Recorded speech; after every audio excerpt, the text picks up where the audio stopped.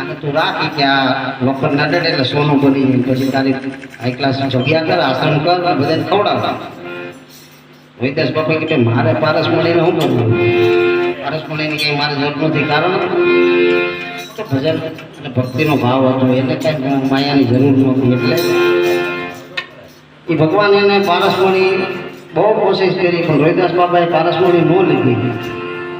પછી છેલ્લે ભગવાન એ પારસમણી જે ઝૂંપડો હતો ને ઝૂંપડાની માથે મૂકીને ભગવાન બે કે ભાઈ તારે જે સારું લાગે તે તું લઈ લઈ.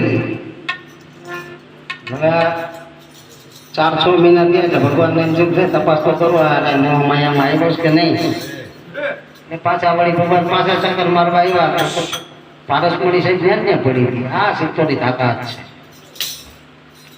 એટલે એમને થોડું કહેવાય સપૂત ને તોબડા ત્રણેયનો એક સ્વભાવ. તારે પણ મારે નહીં એનો સદાય તારણ સ્વભાવ.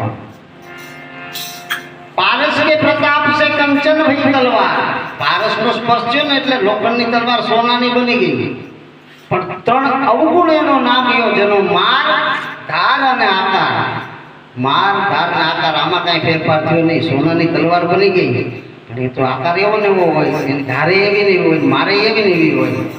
પણ એ ક્યારે બને કે ભજન હથોડા જો મળે ને માથે સદગુરુ મળે કોઈ રોહિદાસ બાપા જેવો સોના. હા બાપો કે આ તમારી ડાયરો થઈ જાવ કે અમે નથી તો. એટલે સદગુરુ મળી જાય સોનાર તો પછી એના ત્રણેય અવગુણ મીટી જતા હે. જેની માર કારણે આખા રોહિદાસ બાપા કે પારસ બની હતી તો મારા વાલા ખાલી લોખંડ છે એનો હોનો બને પણ સંતનો સ્પર્શ થઈ જાય ને તો સંત કરે આપ સમાન. અને પાછા આવ્યા ભગવાને કીધું ભાઈ ત્યાં કાંઈ લીધું તો મારે શું કરવું કે મારે તો તમારા ચરણની કિંમત છે. હે માધવ ફૂલ ગુલાબનો એ એમે કર્મ નહીં કાષ્ટના કીડા. પછી શિષ્ય મેલે અમર ભળવા શિષ્ય મેલે અમર ભગવી લાગા.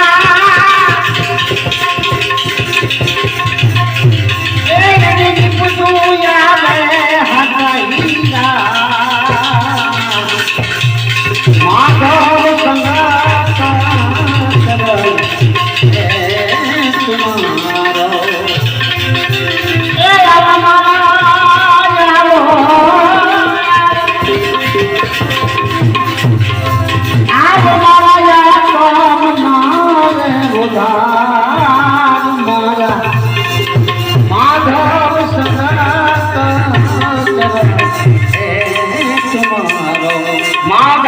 સંગ